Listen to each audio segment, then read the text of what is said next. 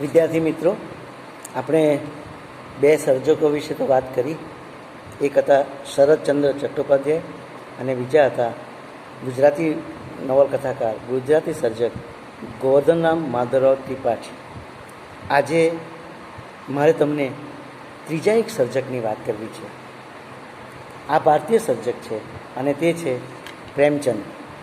આ પ્રેમચંદ વિશે આજે મારે તમને થોડીક વાતો કરવી છે. આ ત્રણ સર્જકો તમારી પાસે આવશે.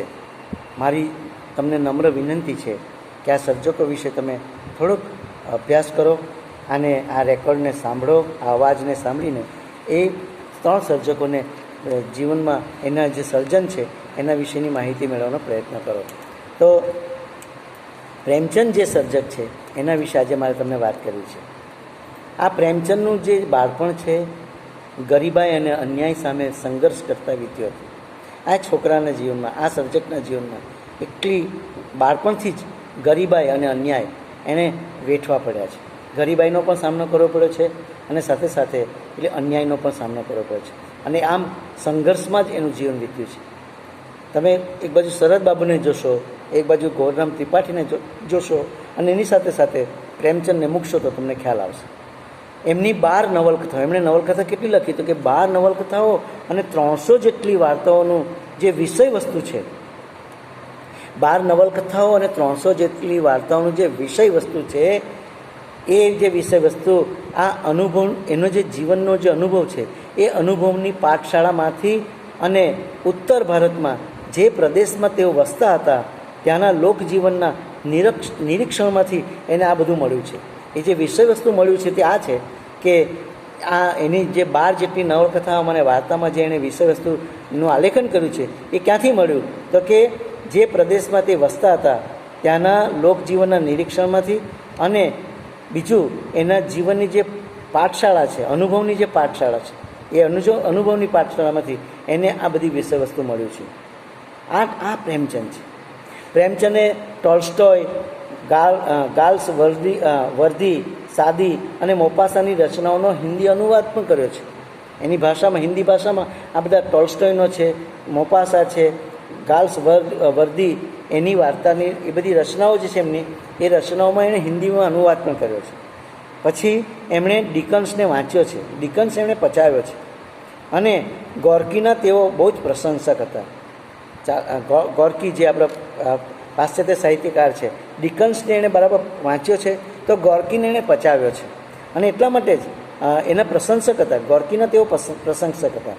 હકીકતમાં પ્રેમચંદ એટલે હિન્દી સાહિત્યના ગોર્કી એમ કહેવામાં આવ્યું છે. એટલે જ કહેવામાં આવ્યું છે કે ભાઈ પ્રેમચંદ એટલે હિન્દી સાહિત્યના ગોર્કી. એ ગોર્કીના પ્રશંસક હતા. એમની ગોદાન નવલકથા અર્વાચીન સાહિત્યની અમર કૃતિ ગણાય છે. એની જે ગોદાન નવલકથા છે એ ગોદાન નવલકથા એ આપણા અર્વાચીન ભારતીય સાહિત્યની અમર કૃતિ ગણાય છે. પ્રેમચંદનો જે આયુષ્યકાળ છે, એનો જે જીવનકાળ છે એ સને 1880થી 1936 સુધીનો છે. એટલે કે મને લાગે ત્યાં સુધી 56 વર્ષ જીવ્યા. 56 વર્ષ જેવું જીવન જીવે છે. 1880માં જન્મ થાય છે, 1936માં તો એ અવસાન પામે છે. આ બે સમયગાળા વચ્ચે એમનું આયુષ્ય હતું.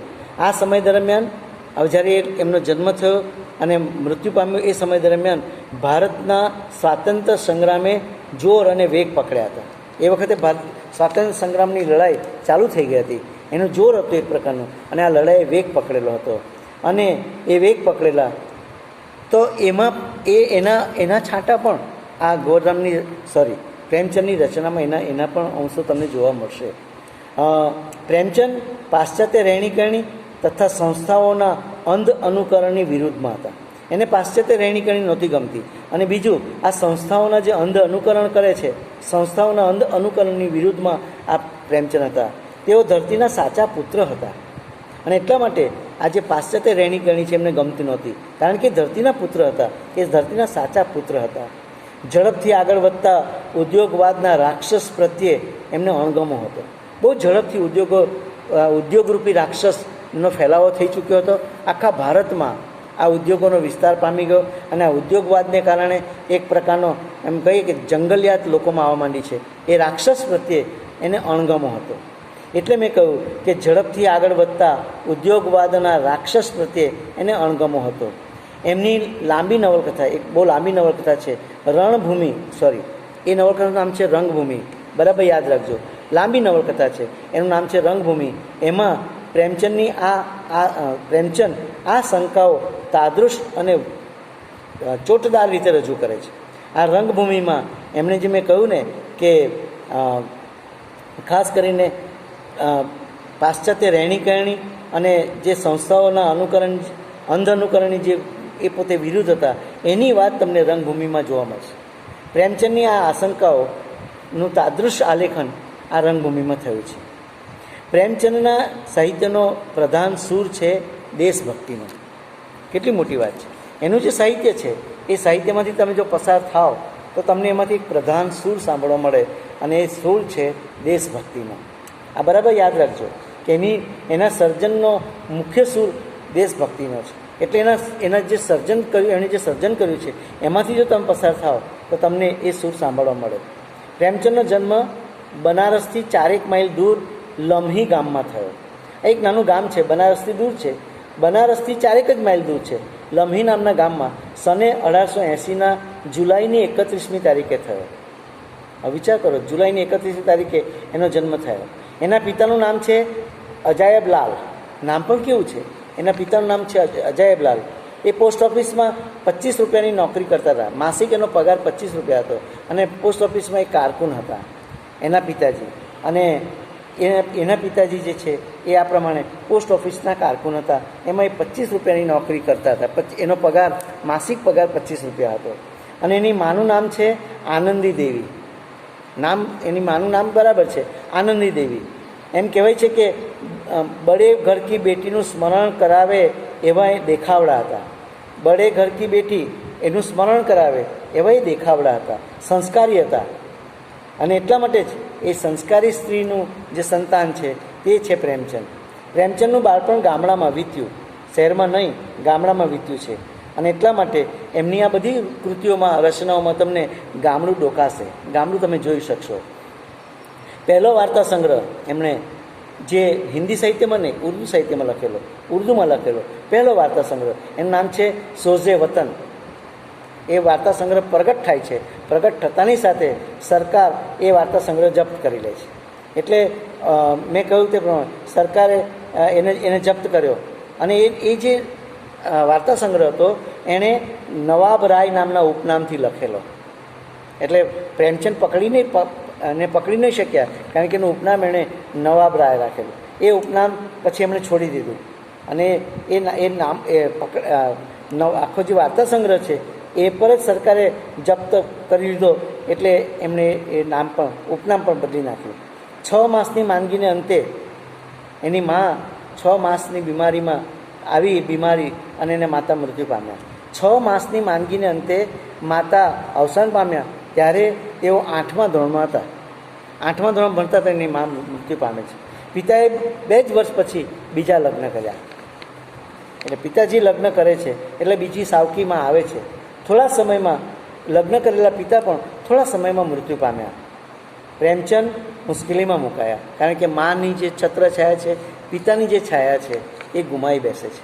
અને તે વખતે પ્રેમચંદ મુશ્કેલીમાં મુકાઈ ગયા. 1900ની સાલમાં બરહાઈની જિલ્લા સ્કૂલમાં મદદનીશ શિક્ષકની નોકરી મળી. એમને નોકરી મળે છે, અને ક્યાં તો કે બરહાઈની જિલ્લા સ્કૂલમાં. એ જે જિલ્લા સ્કૂલ છે એમાં મદદનીશ શિક્ષક તરીકેની નોકરી મળે છે.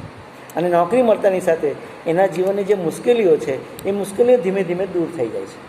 એમની પહેલી નવલકથા અસરારે મવાદીબ, એનો ગુજરાતી થાય છે મંદિરનું રહસ્ય. એ બનારસના હિન્દુ સાપ્તાહિક આવાઝે ખલ્કમાં હપ્તાવાર પ્રગટ થયેલી. જો પહેલી નવલકથાનું નામ છે અસરારે મહાબીદ, અસરારે મહાબીદ. એ નવલકથા એટલે કે મંદિરનું રહસ્ય એ બનારસના હિન્દુ સાપ્તાહિક, એ વખતે જે ઉર્દુ સાપ્તાહિક જે છે એનું નામ છે આવાઝે ખલ્કમાં, એ હપ્તે છપાયેલી આ નવલકથા છપાઈ છે. બીજી નવલકથા એમની, એનું નામ છે કૃષ્ણા. એની જાહેરાત 2007માં થઈ. 2007માં કૃષ્ણ નામની નવલકથા પ્રગટ થાય છે. તે જ વર્ષમાં જમાના નામના સામયિક હશે એમાં એ નવલકથા અવલોકાય. આ બધું ઉર્દુ સાહિત્ય છે, આ ઉર્દુમાં લખાયેલું સાહિત્ય છે. એટલે શરૂઆતમાં એનું જે કંઈ લખાણ છે તે ઉર્દુ સાથે ઉર્દુ જ ભાષામાં લખાયેલું છે. અને તેમાં મેં આ વાત કરી. પ્રેમચંદનું લગ્ન પ્રથમ લગ્ન સાવ નિષ્ફળ ગયું. એણે પહેલાં લગ્ન કરે છે અને આ લગ્ન જીવન બહુ નિષ્ફળ જાય છે. પત્નીએ ગળો ફાંસો ખાઈને આપઘાત કરવા પ્રયત્ન કર્યો અને એની પત્નીએ ગળે ફાંસો ખાઈને આપઘાત કરવાનો પ્રયત્ન કર્યો. બીજું લગ્ન એનું શિવરાણી સાથે થાય છે. એની આગલી પત્ની મૃત્યુ નથી અને એની જગ્યાએ એને આપઘાત કરવાનો પ્રયત્ન કર્યો એટલે એણે બીજા લગ્ન કર્યા અને બીજા લગ્ન છે એનું નામ છે શિવરાણી. એ એની પત્નીનું નામ છે શિવરાણી. એની સાથે એના લગ્ન થયો અને એ શિવરાણી જે હતા તે બાળ વિધવા હતા. એટલે આવી બાળ વિધવા સાથે એણે પાછા લગ્ન કર્યા. એટલે એને જે સ્ત્રી મળે છે બીજી એ વિધવા સ્ત્રી હતી દુનિયામાં. અને પ્રેમચંદની જે વાર્તા છે એ વાર્તા છે દુનિયા કા સબસે અનમોલ રત્ન. એમની પહેલી વાર્તા હતી. પ્રેમચંદની વાર્તા દુનિયા કા સબસે અનમોલ રત્ન પ્રથમ હતી. દુનિયામાં સૌથી મૂલ્યવાન શું છે એ પ્રશ્ન તેમણે આ વાર્તામાં છેડ્યો છે. અનમોલ શું છે આ દુનિયામાં મહત્ત્વનું શું છે, કિંમતી શું છે, એ પ્રશ્ન એમણે દુનિયા કા સબસે અનમોલ રત્ન એ વાર્તામાં આ પ્રશ્ન છેડ્યો છે. એનો પહેલો વાર્તા સંગ્રહ સોઝે વતન એ 1908માં જમાનામાં પ્રગટ થયો. એમાં દેશભક્તિની 5 વાર્તાઓ છે.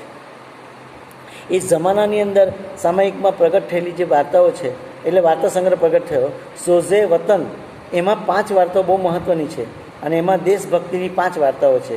અને એ જે 5 વાર્તાઓ છે એમણે પ્રેમચંદ ઉપનામથી જે પ્રગટ કરી એ વાર્તા છે. પહેલી વાર્તા એ બડે ઘર કી બેટી હતી જે હિન્દીમાં હતી. એટલે મેં તમને કહ્યું કે હિન્દીની અંદર એમની આ પહેલી વાર્તા પ્રગટ થાય છે અને તે ઉપનામ રાખે છે પ્રેમચંદ. ને પ્રેમચંદના ઉપનામથી એણે બડે ઘર કી બેટી નામની વાર્તા પ્રગટ કરી અને એ વાર્તા પણ મેગેઝિનમાં સામયિકમાં પ્રગટ થાય છે. સને 1912માં જલવ એ ઈસાર નામની નવી નવલકથા, એક બીજી નવલકથા લખે છે. એ નવલકથાનું નામ છે જલવ એ ઈસાર નામની નવી નવલકથા નવાબરાય નામથી ઇન્ડિયન પ્રેસમાં છપાઈ હતી. જે આગળ પણ નવાબરાય ઉપનામ એમણે રાખેલું એ જ ઉપનામથી આ નવલકથા છપાઈ જલવ એ ઈસાર અને એ ઇન્ડિયન પ્રેસમાં છપાઈ હતી. પાછળથી એ નવલકથા વરદાન નામથી હિન્દીમાં પ્રગટ થઈ હતી. ઉર્દુમાં લખાયેલી એનો હિન્દી અનુવાદ થાય છે અને અનુવાદનું નામ રાખે છે વરદાન. એટલે જબલ એ ઈસારનો હિન્દી અનુવાદ છે વરદાન નામથી હિન્દીમાં એ પ્રગટ થઈ. 1917માં પ્રકાશિત સપ્ત સરોજ તે તેમનો પહેલો વાર્તા સંગ્રહ, હિન્દી વાર્તા સંગ્રહ પહેલો. જો અત્યાર સુધી જે વાર્તા સંગ્રહ બહાર પડ્યા તે ઉર્દુ ભાષામાં લખાયેલા હતા, પણ હિન્દી વાર્તા સંગ્રહ પહેલો છે. હિન્દી ભાષામાં લખાયેલો વાર્તા સંગ્રહનું નામ છે સપ્ત સરોજ. એ તેમનો પહેલો હિન્દી વાર્તા સંગ્રહ. એમાંની 7 વાર્તાઓ, એમાંની જે 7 વાર્તાઓ છે એ બોલી જાઉં છું નામ. એ અનુક્રમે બડે ઘર કી બેટી, સૌત, સજ્જન કા દંડ, પંચ પરમેશ્વર, નમક કા દરોગા, ઉપદેશ અને 7મી વાર્તા તે પરીક્ષા. એ વગેરે એમની સમગ્ર સાહિત્યિક કારકિર્દીમાં લખાયેલી સુંદર વાર્તાઓમાં ગણના. આ 7 વાર્તાઓ એમનું જે સમગ્ર સાહિત્ય છે, સમગ્ર વાર્તા સાહિત્ય છે એમાં સ્થાન પામે એવી આ 7 વાર્તાઓ છે. આ બધી વાર્તાઓમાં પ્રેમચંદને આ જે 7 વાર્તાઓ છે કે જે બધી વાર્તાઓ છે એમાં પ્રેમચંદે માનવ સ્વભાવની મૂળભૂત ભલાઈને ઉજાગર કરી છે. માનવ સ્વભાવ જે છે, માનવ સ્વભાવમાં એક ભલાઈ નામનું તત્વ છે. ભળમનસાઈ એ ભલાઈને એમણે ઉજાગર કરવાનો આ વાર્તામાં પ્રયત્ન કર્યો છે. બીજો વાર્તા સંગ્રહ છે એનું નામ છે નવનિધિ. આ નવનિધિ જે છે એ મુંબઈની જાણીતી પ્રકાશક પેઢી હિન્દી ગ્રંથ રત્નાકારે પ્રગટ કર્યો. તો જે નવનિધિ વાર્તા સંગ્રહ છે એનો બીજો વાર્તા સંગ્રહ છે. એ મુંબઈની જે જાણીતી પ્રકાશક પેઢી છે એનું નામ છે હિન્દી ગ્રંથ રત્નાકારે આ પ્રગટ કર્યો, બીજો વાર્તા સંગ્રહ. આમાં અને એમનો ત્રીજો એક વાર્તા સંગ્રહ છે પ્રેમ પૂર્ણિમા. આવા 3 વાર્તા સંગ્રહો એ પ્રગટ કરે છે. સને 1916-17 વર્ષે એમની એક મહાન નવલ સને 1916 અને 1917ની વચ્ચે એમની એક નવલ પ્રગટ થાય છે, એક નવલકથા પ્રગટ થાય છે અને એ મહાનવલનું નામ છે સેવા સદન. આ સેવા સદનમાં એ આખી જે નવલકથા છે એ સામાજિક નવલકથા છે. તો પહેલી એમની સામાજિક નવલકથા છે સેવા સદન. એમાં લેખકે જીવનની જે કટુ વાસ્તવિકતા છે, આપણા જીવનની જે કટુ વાસ્તવિકતા છે એ બધી વાસ્તવિકતાને સહેજ પણ હળવી કર્યા વિના, કશું ધિક્કાર્યા વિના એમણે હિંમતપૂર્વક રજૂ કરી છે. સામાજિક નવલકથા છે. એ સામાજિક નવલકથામાં જીવનની જે કટુ વાસ્તવિકતા છે એ કટુ વાસ્તવિકતાને કોઈ પણ પ્રકારની હળવાશ વિના કે કશું પણ વસ્તુ ધિક્કાર્યા વિના, એનો વિરોધ કર્યા વિના એમણે આ બહુ જ હિંમતપૂર્વક આ એક નવલકથા લખી છે જેનું નામ છે સેવા સદન. 1918માં લખાયેલી પ્રેમાશ્રમ નવલકથા, હું બીજી નવલકથાની વાત કરું છું. પ્રેમાશ્રમ નામની નવલકથા લખી. પ્રેમાશ્રમ એ નવલકથા એમણે લખી, પણ એ નવલકથામાં ગાંધીજીની સત્યાગ્રહની લડતની પ્રબળ અસર દેખાડે છે. તો મારે ખાસ એ કહેવું છે કે એ વખતે મહાત્મા ગાંધી 1914માં તો દક્ષિણ આફ્રિકા છોડીને ભારતમાં આવી ગયેલા અને એ દરમિયાન ભારતમાં આઝાદીની ચળવળ વેગ પકડેલો. અને તે જ વખતે ખાસ મેં કહ્યું તે પ્રમાણે કે ગાંધીજીની જે સત્યાગ્રહની લડત છે એની જે પ્રબળ અસર છે એ આ નવલકથામાં તમને જોવા મળે. તો મારે તમને બીજી પણ એક વાત કરવી છે કે આપણે એક કામ પણ કરી શકીએ કે આ મરાઠીમાં તમને હિન્દીની અંદર જો તમને પ્રેમચંદની પ્રેમાશ્રમ નામની નવલકથા મળે અને એમાં પણ ગાંધીજીના સત્યાગ્રહની જે પ્રબળ લડત છે, એ લડતની જે પ્રબળ અસર છે એનું આલેખન છે, તો ગુજરાતી સાહિત્યમાં પણ આવી કૃતિ મળી આવે. તો એ કામ એ કરી શકાય કે હિન્દી સાહિત્યની પ્રેમાશ્રમ અને ગુજરાતી સાહિત્યની આવી કોઈ કૃતિનો તમે તુલનાત્મક અભ્યાસ કરી શકો અને એમાં એ દ્વારા એમફિલનો અભ્યાસ તમે કરો. તમે જો સેમેસ્ટર 4 પછી આ સેમેસ્ટર 4 પૂરું થાય ત્યાર પછી તમે એમફિલ કે પીએચડીનો અભ્યાસ કરી શકો. તમારી પાસે વિશ્વ ઢગલે બંધ છે. તમે આ પણ એક કામ કરી શકો કે પ્રેમચંદની પ્રેમાશ્રમ, જેમાં ગાંધીજીના સત્યાગ્રહની લડતની પ્રબળ અસર તમને જોવા મળે છે, તો ગુજરાતી સાહિત્યમાં આવી કઈ કૃતિ છે, આ બંને કૃતિ લઈને તમે એમફિલમાં તમારો લઘુશોધ નિબંધ તૈયાર કરી શકો. તો આ એક વિષય પણ આપણને આમાંથી મળે છે. તો આવો એક નવલકથા એમણે લખી જેનું 1918માં પ્રગટ થઈ. ગોરખપુરમાં નોકરી કરતા હતા ત્યારે એમણે અલ્હાબાદ યુનિવર્સિટીની બીએની પરીક્ષા એમણે બીજા વર્ગમાં પાસ કરી. ભણતા હતા, નોકરી કરતા હતા અને એ દરમિયાન એમણે બીએની પરીક્ષા પાસ કરી. ગાંધીજીનું સત્યાગ્રહનું આંદોલન વગડાના દવની જેમ ફેલાતું જતું હતું. જેમ જંગલમાં આગ લાગે અને એ આગ જેટલી ઝડપથી ફેલાય તેમ આખા ભારત દેશમાં ગાંધીજીના સત્યાગ્રહની લડતે એક આવો રીતનો ફેલાવો થયેલો. જેમ જંગલમાં આગ લાગે અને જલ્દી ફેલાય, બસ આખા દેશમાં ગાંધીજીના આ સત્યાગ્રહનું આંદોલન એ પ્રકારનું ફેલાયેલું હતું. અને એમાં ગાંધીજીથી પ્રભાવિત થઈને પ્રેમચંદે સરકારી નોકરીમાંથી રાજીનામું આપ્યું. તમે વિચાર કરો કે કેટલી અસર હશે ગાંધીજીની કે એમણે સરકારી નોકરીમાંથી રાજીનામું આપ્યું અને બસ ગાંધીજીના સત્યાગ્રહમાં એ પ્રત્યક્ષ નહીં તો પરોક્ષ રીતે જોડાઈ ગયા. મારે તમને એ પણ કહેવું છે કે ગુજરાતમાં પણ આવી ઘટના બનેલી. ગુજરાતમાં પણ કેટલાય આપણા TYBAમાં છેલ્લા વર્ષમાં અભ્યાસ કરનારા વિદ્યાર્થીઓએ આ ગાંધીજીના સત્યાગ્રહમાં પોતાનો અભ્યાસ પડતો મૂકેલો અને પડતો મૂકીને આ સત્યાગ્રહની લડતમાં જોડાયેલા. તો એ પોતે પણ જે નોકરી છે એમાંથી રાજીનામું આપે છે. પછી તો પ્રેમચંદની કલમે બહુ વેગ પકડો. બસ નોકરીને કારણે કદાચ એ વધારે લખી નહોતા શકતા, સર્જન નહોતા કરી શકતા, પણ નોકરી છૂટી ગઈ બસ, એટલે એના સર્જને વેગ પકડો. અને પછી સંગ્રામ અને કરબલા જેવા બે નાટકો અને ઢગલાબંધ વાર્તાઓ લખાય. 2 નાટક લખી નાખ્યા નોકરી છૂટી ગયા પછી. એક છે સંગ્રામ અને બીજું છે કરબલા. આ કરબલા અને સંગ્રામ 2 નાટકો લખી નાખે છે અને ઢગલે બંધ વાર્તાઓ પણ લખાઈ ગઈ. અને પછી સૌથી મહત્વાકાંક્ષી નવલકથા એ રંગભૂમિની તૈયારી હાથ ધરી. પછી એમણે એક નવલકથા લખવી હતી, એનું નામ છે રંગભૂમિ. એની તૈયારીમાં મંડી પડ્યા. તો તમે જુઓ કે આવો એક સર્જક આપણને મળે છે કે જે સત્યાગ્રહની લડતમાં પ્રત્યક્ષ નહીં તો પરોક્ષ ફાળો આપે છે અને પોતાની નોકરીને તિલાંજલિ દઈને બસ સર્જન તરફ વળે છે. મારે એ પણ કહેવું છે કે ગોવર્ધનરામ ત્રિપાઠી, આપણે જ્યારે ગોવર્ધનરામ ત્રિપાઠીની વાત કરી ત્યારે પણ મેં તમને કહ્યું કે 43મા વર્ષે 40 કે 43મા વર્ષે ધીકતી કમાણી છોડીને ગોરામ ત્રિપાઠી સાહિત્ય સર્જન તરફ વળેલા. આવા સર્જકો છે આપણી પાસે. ભારત વર્ષમાં આવા કેટલા સર્જકો આપણી પાસે છે કે જેઓ આ પ્રકારનું વર્તન કરે છે. એમણે નોકરીને તિલાંજલિ આપી. આ જે રંગભૂમિનો જે નાયક છે, એ રંગભૂમિનો નાયક સૂરદાસ, એનું નામ સૂરદાસ છે. એ ભારતીય નવલકથાના ઇતિહાસમાં એક અપૂર્વ પાત્ર છે. અને આવું એક અપૂર્વ પાત્ર આપણને પ્રાપ્ત થાય છે. તેમાં મધ્યવર્તી તંતુ છે ગામડાનું ગરીબાઈ ભર્યું દુખિયારું લોકજીવન. તો આ રંગભૂમિનો જે મુખ્ય સૂર આ છે કે એમાં ગામડાનું જે ગરીબાઈ ભર્યું જીવન છે અને જે જીવન દુખિયારું છે એની વાત એમણે, એ લોકજીવન એની વાત એમણે કરવી છે. અને એ વાત એમણે રંગભૂમિમાં કરી છે. લખનૌના, એ પોતે લખનૌમાં રહેતા હતા. આ લખનૌમાં નિવાસ દરમિયાન પ્રેમચંદે સવાશેર, ગેહું, શતરંજ કે ખિલાડી જેવી ઉત્તમ વાર્તાઓ લખી. એ વખતે લખનૌમાં 2 વાર્તા લખાય છે અને એ વાર્તાનું નામ છે સવાશેર ગેહું અને બીજી છે શતરંજ કે ખિલાડી. આ 2 વાર્તા લખી છે. મેં તમને કહ્યું કે શતરંજ કે ખિલાડી પરથી તો ફિલ્મ પણ બની, પણ આ 2 વાર્તાઓ, ઉત્તમ વાર્તાઓ એ લખનૌ નિવાસ દરમિયાન લખે છે. પોતાના વતન લમ્હીમાં, પછી પોતાના વતનમાં આવે છે અને વતનમાં આવીને કાયાકલ્પ નામની નવલકથા મૂળ હિન્દીમાં લખે છે.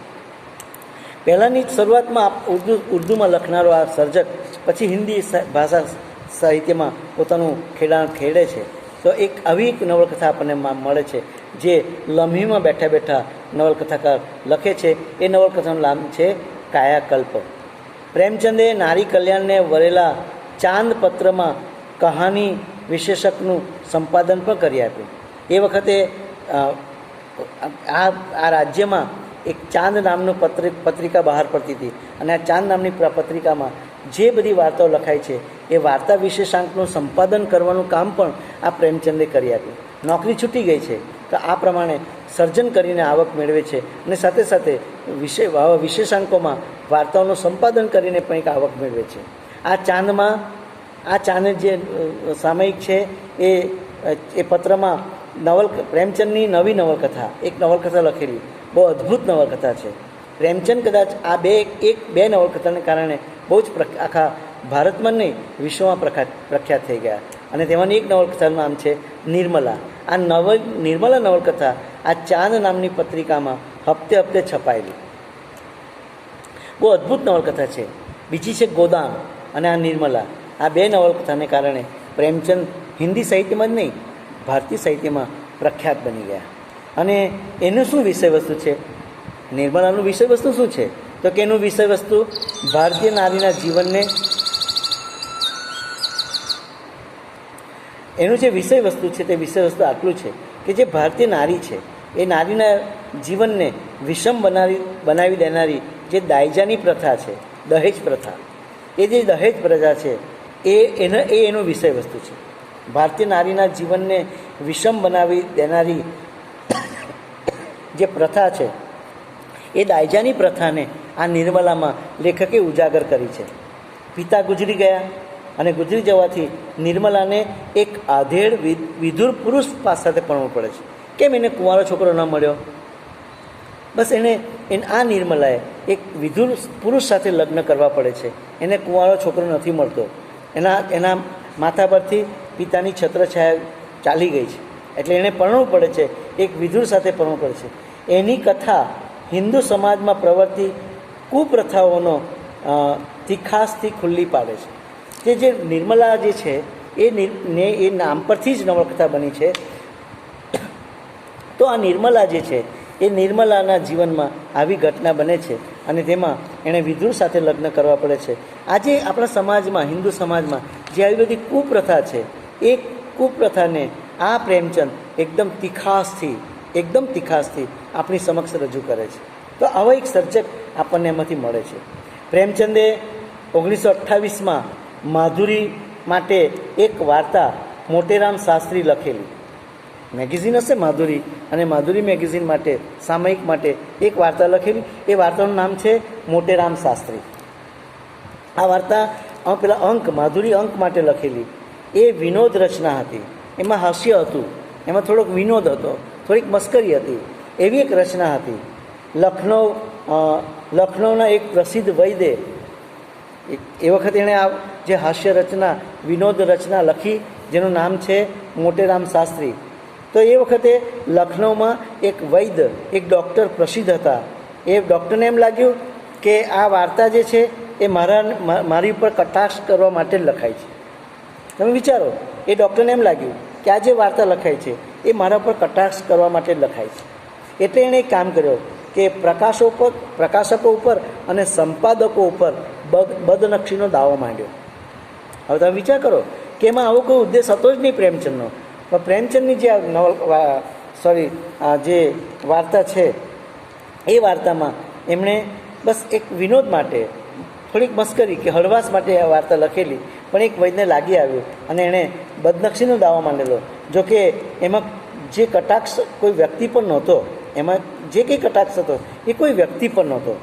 એટલે એ પછી આ સહન કરવાનું, સર્જકને માથે આ પણ સહન કરવાનો આવે છે. બદનક્ષીનો જે દાવો માંડ્યો એ નકામો હતો. 1931ના આરંભમાં એમની બીજી નવલકથા, મેં કહ્યું ને કે એક મહત્ત્વની નવલકથા ગબન પ્રગટ થઈ. એક મેં નિર્મલાની વાત કરી અને 1931માં એમની એક બીજી નવલકથા ગબન પ્રગટ થઈ. 1931માં બીજી નવલકથા કર્મભૂમિનો આરંભ થઈ ગયો, લખવાનું શરૂ થઈ ગયું. 1931માં બીજી નવલકથા કર્મભૂમિનો આરંભ કર્યો અને એ નવલકથા પ્રગટ થઈ ગઈ. પણ 1932માં એમણે મંગલસૂત્ર નામની એક નવલકથા લખી, પણ એ અકાળે અવસાનથી એ નવલકથા અધૂરી રહી ગઈ. તો એમની અધૂરી રહેલી નવલકથા છે તે છે મંગલસૂત્ર. પણ મેં આગળ વાત કરી કે મોટેરામ શાસ્ત્રી જે વાર્તા લખી એની પર બદનક્ષીનો દાવો માંડવામાં આવે છે.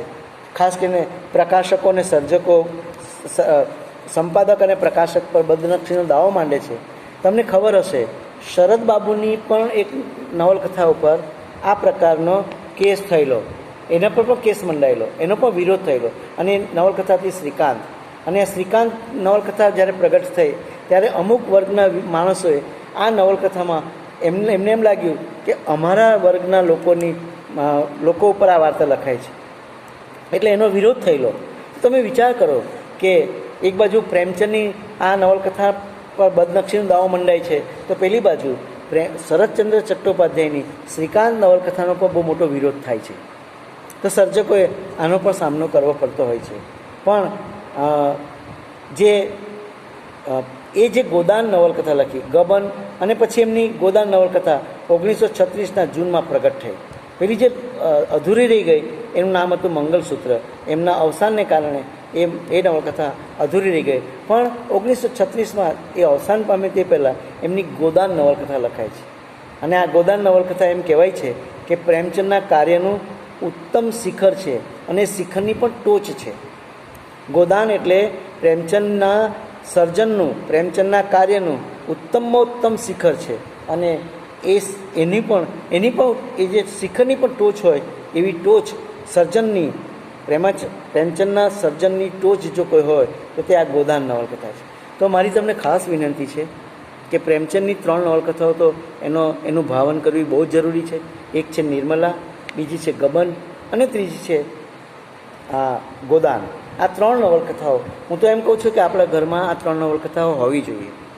આપણા ઘરના કબાટમાં પ્રેમચંદની આ 3 નવલકથાઓ હોવી જોઈએ. લોકો આપણા જે કુટુંબીજનો છે એ પણ એનું ભાવન કરી શકે. પણ જે મેં કહ્યું તે પ્રમાણે આ એનું ઉત્તમમાં ઉત્તમ શિખર અને શિખરની ટોચ એટલે ગોદાન છે. આ કથામાં શું છે, ગોદાનનીમાં શું છે, એનું વિષય વસ્તુ શું છે, તો કે જમીનદારી તથા ઉદ્યોગવાદ બેઉના અનિષ્ટો પર એણે પ્રહાર કર્યો છે. એક બાજુ મેં કહ્યું ને કે જમીનદારી પ્રથા છે અને બીજી બાજુ ઉદ્યોગવાદ છે. આ બંને પ્રથાને કારણે જે બિચારો ગરીબ છે, જેની પાસે થોડી ઘણી જમીન છે, એ પણ ગરીબ બનવા માંડ્યો છે. ગરીબ વધારે વિશેષ ગરીબ બની રહ્યો છે. બસ આ ઉદ્યોગવાદ અને જમીનદારી પ્રથા પર એણે પ્રહાર કરવો હતો. અને પ્રહાર કરવા માટે એણે જે નવલકથા લખી એનું નામ છે ગોદાન નવલકથા. આ ગોદાન નવલકથા આવા લોકો પર પ્રહાર કરવા માટે એણે લખી છે. ગોદાનમાં પ્રેમચંદે હોરીના પાત્ર દ્વારા ભારતના દુઃખો મૂર્ત કર્યા છે. એમાં ગોદાનમાં એક હોરી નામનું ચરિત્ર આવે છે. અને આ ચરિત્ર દ્વારા ભારતીય લોકો જે છે, જે ભારતીય લોકોના જે દુઃખો છે એ દુઃખોને પ્રગટ કરવાનું કામ આ નવલકથા દ્વારા લેખકે કર્યું છે. કેટલા આપણા કિસાનો જે છે, આપણા ખેડૂતો છે, એ કેટલું દુઃખ વેઠે છે. અને છતાં પણ ઈમાનદારીથી જીવન જીવવાનો પ્રયત્ન કરે છે. બસ આ જ વાત એણે ગોદાનમાં કરી છે. એટલે એમાં આવતું જે હોરીનું કેરેક્ટર છે, હોરીનું જે ચરિત્ર છે, એ ભારતના દુઃખો મૂર્ત કરવા માટે એ એટલું પૂરતું છે કે એના દ્વારા આપણને ભારતીય લોકોના જે દુઃખો છે એ આપણને જાણી શકીએ. હોરી જ એટલે મારે ખાસ કહેવું છે, હોરી એ જ ભારત છે અને ભારત એ જ હોરી છે. એટલે ગોદાન નવલકથાનું જે ચરિત્ર છે, એ જે હોરી છે એ જ ભારત છે એમ આપણે માનવું જોઈએ. સદીઓથી શોષાતું, પોષાતું ને પીલાતું આવતું આવેલું છતાં હૃદયની ને દ્રષ્ટિની ઉદારતાનું તેનું આંતરસત્વ જાળી રાખતું ભારત છે. આ ભારત કેવું છે તો કે સદીઓથી બિચારું શોષાતું આવ્યું છે. ભારતીય લોકો સદીઓથી શોષાતા આવ્યા છે, પીસાતા આવ્યા છે. અને આ શોષાતું પીસાતું આવેલું છતાં પણ હૃદયની દ્રષ્ટિની ઉદારતાનું તેનું આંતરસત્વ જાળવી રાખતું આ ભારત છે. અને આ ભારતની છબી તમને એમાં જોવા મળશે. અને એટલા માટે જ ભારતીય સાહિત્યની વિભાવના જ્યારે આપણે સ્પષ્ટ કરી, પન્નાબેને જ્યારે ભારતીય સાહિત્યની વિભાવનાની વાત કરી હશે ત્યારે ભારતીય અને ભારતીયતાની વાત કરી હશે. અને એમાં પણ આ ભારતીય આ જ. અને એટલા માટે આપણને આ બધી નવલકથામાંથી સમગ્ર ભારતનું જે ચિત્ર છે એ આપણને પ્રાપ્ત થાય છે. 16મી જૂન 1936ના રોજ 16મી જૂન 1936ના રોજ લોહીની ઘણી બધી ઉલટી થાય છે. એટલે એ લોહીની ઉલટીને કારણે એમને જલોધર નામનો રોગ થઈ ગયો. અને આ રોગને કારણે એણે એની પત્નીને કહ્યું, એને બહુ ભારે રોગ ફેલાયો છે અને રોગમાં એની પત્નીને કહે છે કે હવે જીવાશે નહીં, હવે મારાથી વધારે નહીં જીવાશે. એના જીવનના અંત ભાગે એમની સાથે જો કોઈ રહ્યું હોય તો એ જૈનેન્દ્ર નામના જે આપણા હિન્દી સાહિત્યકાર છે, એ જૈનેન્દ્ર એમની સાથે હતા, અંત સુધી એમની સાથે રહ્યા. બરાબર 8મી ઓક્ટોબર 1936ના રોજ સવારે આશરે 7:30 વાગ્યે પ્રેમચંદે આ જગત પરથી આંખો મીચી દીધી. આજે થાય છે 12મી ઓક્ટોબર, પણ બરાબર 8મી ઓક્ટોબર 12મી ઓક્ટોબર 2020 થાય છે, પણ 8મી ઓક્ટોબર બરાબર 1936ના રોજ. એટલે તમે વિચાર કરો, 2020 એટલે 1920 ને બીજા 16 વર્ષ, અને હમણાં આપણે બીજા 16 વર્ષ એમાંથી બાદ કરીએ એટલે કે 100 વર્ષની અંદર બીજા થોડાક વર્ષો ઘટે. એ વર્ષોમાં આ જ સમય દરમિયાન 12મી ઓક્ટોબરે બરાબર 7:30 વાગે પ્રેમચંદ આ દુનિયાને છોડીને ચાલ્યા જાય છે. એટલે મારે ખાસ કહેવું છે, જગત પરથી એમની આંખો મીચાઈ જાય છે.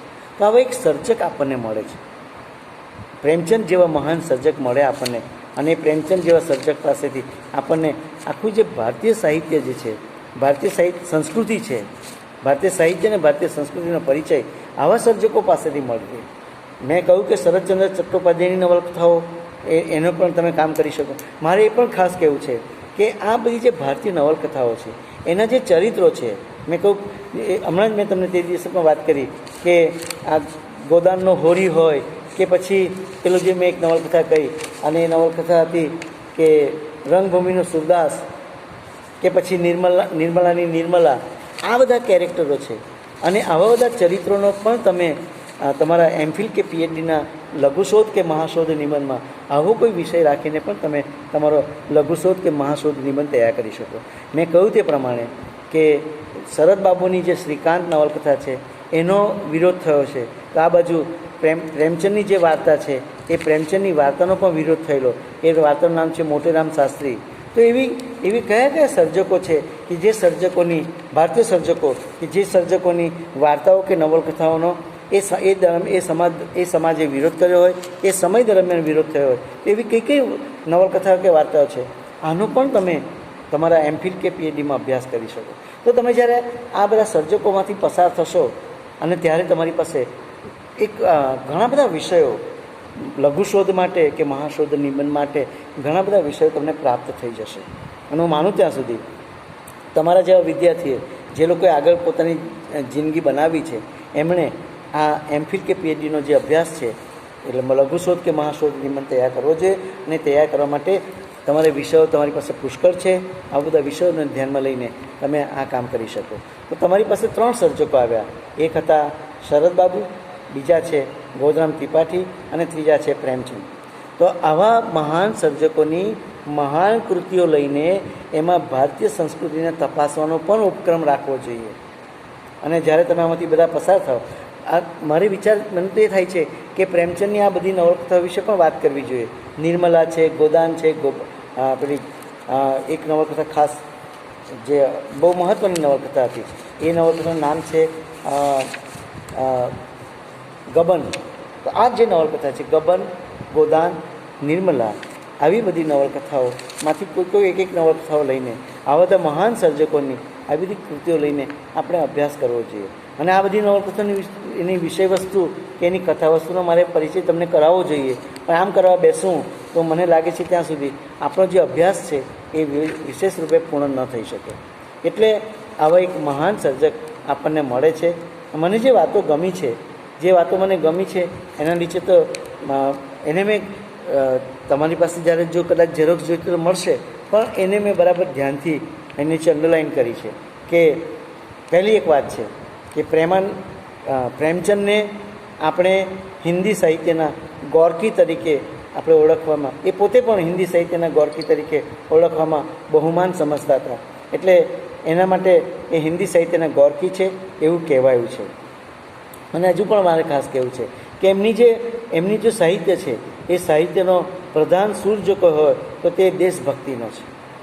એનો જે પ્રધાન સૂર છે એ દેશભક્તિનો. હવે જે વાત કરું છું ને એ મુદ્દાઓ જો તમે તમારા કાનમાં બરાબર નાખી દો અને સાંભળી લો અને તમે તમારા જવાબમાં એને બરાબર લખો તો સ્વાભાવિક છે કે જે કોઈ તપાસનાર છે એમને ખ્યાલ આવે કે તમે પ્રેમચંદને આ રીતે તપાસવાનો પ્રયત્ન કર્યો છે. તો મારે ફરીથી કહેવું છે કે પ્રેમચંદ એટલે હિન્દી સાહિત્યના ગોર્કી. ટોલ્સ્ટોય એમણે પચાવ્યો છે, ડિકન્સને વાંચ્યો છે અને એની કેટલી વાર્તાઓનો મેં કહ્યું કે તેમણે મોપાસાની વાર્તાઓનો તો એણે અનુવાદ કર્યો છે, ટોલ્સ્ટોયની વાર્તાઓનો અનુવાદ કર્યો છે હિન્દીમાં. તો આવો એક સર્જક છે, પણ એની વાર્તાઓનો કે એના સાહિત્યનો પ્રધાન સૂર જો કોઈ હોય તો તે ભક્તિનો, દેશભક્તિનો છે. એણે બસ એના સાહિત્ય દ્વારા એણે દેશભક્તિને રજૂ કરવી છે. એટલે મેં કહ્યું કે તે પ્રમાણે એની એક વાર્તા લખાયેલી સોઝે વતન, અને એ વાર્તા સરકારે જપ્ત કરી લીધેલી અને એનું તે વખતે એણે ઉપનામ રાખેલું નવાબ રાય. એ નવાબ રાય ઉપનામથી વાર્તા લખેલી. એ વાર્તા જપ્ત થઈ એટલે એણે એનું પોતાનું જે ઉપનામ છે બદલી નાખ્યું અને પછી પ્રેમચંદ ઉપનામથી એ બધી વાર્તાઓ લખે છે. તો આવા એક પ્રેમચંદ જે છે એ આપણને પ્રાપ્ત થાય છે. મેં કહ્યું કે તે પ્રમાણે કે 1918માં લખાયેલી પ્રેમાસન નવલકથા એ ગાંધીજીના સત્યાગ્રહની લડતની પ્રબળ અસર હેઠળ લખાયેલી આ નવલકથા છે. તો એ પણ એક જો નોંધવા જેવી વાત છે કે એ વખતે આપણો દેશ આઝાદીની ચળવળમાં જોડાઈ ગયેલો અને આઝાદીની ચળવળમાં જોડાયો છે માટે એ બધી કૃતિઓ લખાઈ છે. અને એમાં એમની જે મેં વાત કરી તે પ્રમાણે પ્રેમાશ્રમ નામની જે નવલકથા છે એ આનાથી લખાયેલી છે. તો આપણે એ પણ કરી શકીએ કે ગાંધીજીના સત્યાગ્રહ પર લખાયેલી ગુજરાતીમાં, મરાઠીમાં કે બીજી બંગાળીમાં એવી કઈ કઈ કૃતિઓ છે તો એની સાથે આ પ્રેમાશ્રમને મૂકી શકાય. એટલે આ એક વાત પણ જોવા જેવી છે. પણ મેં કહ્યું તે પ્રમાણે કે એ સત્યાગ્રહની લડતને કારણે સરકારી નોકરી છોડી દે છે. જેમ ગોવર્ધન રામે ધીકતી કમાણી એણે નક્કી કરેલું, પ્રતિજ્ઞા લીધેલી, એ પ્રતિજ્ઞા પાળે છે, તેમ આ માણસ આ પ્રેમચંદ એક કામ કરે છે કે સત્યાગ્રહની લડતમાં જોડાવા માટે સરકારી નોકરી છોડે છે અને પછી તો બસ કલમના ખોળે બેસી જાય છે. જેમ નર્મદ કલમના ખોળે બેસી ગયા, જેમ ગોવર્ધન ત્રિપાઠી પણ કલમને ખોળે બેઠા, તેમ પ્રેમચંદ પણ બસ કલમના ખોળે બેસીને નવલકથાઓ અને વાર્તાઓનું સર્જન કરે છે. મારે ખાસ એ કહેવું છે કે ગોદાન એ પ્રેમચંદની નવલકથાનું શિખર છે અથવા તો એ શિખરની ટોચ છે. એને નિર્મલા, ગબન અને ખાસ કરીને ગોદાન જે નવલકથા, પણ ગોદાન નવલકથા એ પ્રેમચંદના કાર્યનું ટોચ છે અથવા પ્રેમચંદના કાર્યનું શિખર છે અને શિખરની પણ પાછી ટોચ છે એવી આ નવલકથા છે. જે ગોદાન નવલકથા છે એમાં જે હોરી નામનું ચરિત્ર છે એ જે ચરિત્ર છે એ ભારતના દુઃખો, એમાં એના દ્વારા લેખકે જે ભારતના દુઃખો છે એ વ્યક્ત કર્યા છે. આવા પ્રેમચંદને આપણે જ્યારે અભ્યાસમાં વાંચીએ અથવા એના વિશે વિચારીએ ત્યારે બહુ ગર્વ થાય છે કે કેવા સર્જકો આપણી પાસે આવી ગયા. ભારત વર્ષમાં એવા કેવા સર્જકો થયા. એ સર્જકોએ એટલું અદ્ભુત સર્જન કર્યું કે જેમાં આપણને ભારતીય સંસ્કૃતિ અને ભારતીય સાહિત્ય અને એ બધાનો પરિચય આપણને મળી રહે. ભલે હમણાં આપણે 2020માં જીવીએ છીએ અને ભલે આ અનુઆધુનિક યુગમાં જીવીએ છીએ, તો એ સમયગાળાનો જે ભારત હતું એનું દૃશ્ય, જે ભારતીયો હતા એની વાત અને ભારતીયતા હતી એની વાત આપણને આ નવલકથામાંથી પ્રાપ્ત થાય છે. તો આજે મેં તમને 3 વાત કરી.